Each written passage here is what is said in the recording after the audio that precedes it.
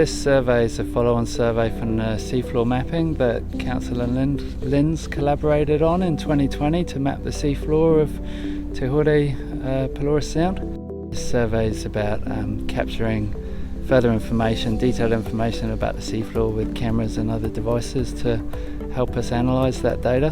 Not just the council's funding the work, but it's a collective effort in terms of a steering committee and how the work's done with a number of other groups, the Department of Conservation and Fisheries New Zealand. A critical part of managing the marine environment is to understand what's there and to have, and that really relies on having good mapping. There can be a few blue lights, spotties. This can help inform policy that's directly in the coastal marine area, so whether it's about placement of marine farms or where people can anchor, that kind of thing.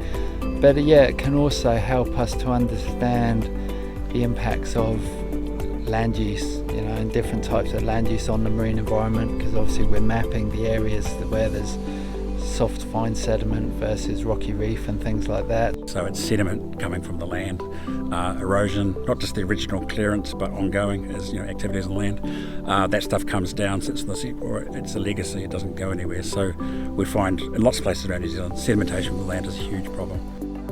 So I think the best bet is trying to help nature along, so taking away some of the stresses or reducing them and hoping that the nature will just take its course and recover. It's never going to recover, of course, to pre-humans being in New Zealand, but anything if there's improvement, it's really worth having.